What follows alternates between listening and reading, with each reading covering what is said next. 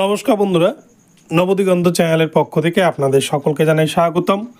তো বন্ধুরা, আমি আপনাদের সাথে এই ভিডিওতে এখন যে বিষয় নিয়ে আলোচনা করতে চলেছি সেটি হচ্ছে ৩২,০০০ চাকরি বাতিল মামলা নিয়ে এবারে কিন্তু মুখ খুললেন প্রাক্তন বিচারপতি অভিজিৎ গঙ্গোপাধ্যায়।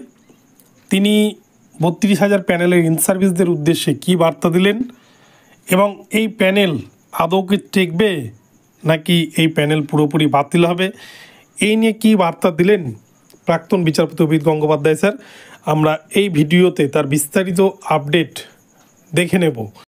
তবে ৩২,০০০ মামলার সাথে ২৬,০০০ এসএসসি মামলার আদৌ কোনো যোগ সাদৃশ্য রয়েছে কিনা এটিও কিন্তু আপনারা এই ভিডিওতে দেখতে পাবেন।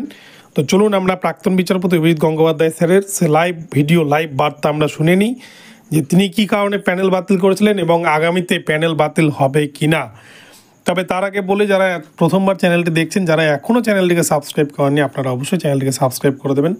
তো চলুন আমরা মূল পর্বে ফিরে যাই, বিস্তারিত সম্পর্কে জেনে নিই। দেখুন, প্রাথমিক সেট ৩২,০০০-এর সম্পূর্ণ রিক্রুটমেন্ট আমি বাতিল করেছিলাম যখন আমি বিচারপতি হিসেবে কাজ করছিলাম হাইকোর্টে, কলকাতা হাইকোর্টে। তো আমার মতে আমি ঠিকই করেছিলাম, সুতরাং এটাও বাতিল হবে। সেখানে যে ভয়ঙ্কর সব বেআইনি কাজ হয়েছিল সেগুলো সব আমি বর্ণনা করে তুলে দিয়েছি আমার জাজমেন্টে। বহু মানুষকে ডেকেছিলাম জানতে যে কি ধরনের ইন্টারভিউ হয়েছিল, এসবগুলো সেই সব রেকর্ডে আছে এবং আমার ধারণা আমি ঠিকই করেছিলাম। তো বন্ধুরা, আপনারা প্রাক্তন বিচারপতি অভিজিৎ গঙ্গোপাধ্যায় স্যারের সেই মূল্যবান বক্তব্য শুনলেন। তো এই ৩২,০০০ প্যানেলে এখানে কিন্তু একরকমের দুর্নীতি নাই, এখানে অনেক রকমের দুর্নীতি রয়েছে। পুরো প্যানেলটাকে কিন্তু দুর্নীতিতে ঘিরে রেখেছে। যেখানে কোনো প্যানেলই সঠিকভাবে দিতে পারেনি প্রাথমিক শিক্ষা পর্ষদ, এবং এই প্যানেল দেওয়ার অর্ডার আমরা দেখেছিলাম প্রাক্তন বিচারপতি অভিজিৎ গঙ্গোপাধ্যায় স্যার থেকে অমৃতা সিনহা ম্যাডাম প্রত্যেকে কিন্তু প্যানেল প্রকাশের নির্দেশ দিয়েছিলেন।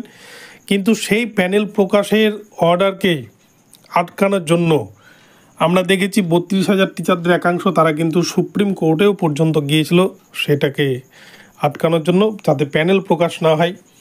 বিচারপতি সোমেন সেন স্যারের ডিভিশন বেঞ্চেও কিন্তু প্যানেল প্রকাশের উপর স্টে পড়ে, কেননা ইন সার্ভিস টিচারদের বক্তব্য ছিল যে প্যানেল প্রকাশ হলে তার সম্মান নষ্ট হতে পারে। এই কারণে কিন্তু ডিভিশন বেঞ্চ প্যানেল প্রকাশের উপর স্টে দিয়েছিল। তো এই প্যানেল প্রকাশ যদি না হয় তাহলে কিন্তু যোগ্য অযোগ্য কোনো দিনই বাছাই করা যাবে না, যোগ্য অযোগ্য কোনো দিনই কিন্তু আলাদা হবে না। তাই আমার মনে হয় যারা যোগ্য ক্যান্ডিডেট, যারা যোগ্য ইন সার্ভিস, যারা চিন্তায় ভুগছেন যে ৩২,০০০ প্যানেল বাঁচবে কিনা, তাদের ইমিডিয়েটলি উচিত কিন্তু পর্ষদকে চাপ দিয়ে যোগ্য অযোগ্য লিস্ট আলাদা করিয়ে নেওয়া বা সঠিকভাবে প্যানেল প্রকাশ করতে বলা। তো বন্ধুরা, এখন আমি এ পর্যন্ত আপনাদেরকে আপডেটটি দিলাম। ভিডিওটি ভালো লাগলে চ্যানেলটিকে সাবস্ক্রাইব করে দেবেন। দেখা হচ্ছে পরবর্তী ভিডিওতে। সকলে ভালো থাকবেন, ধন্যবাদ।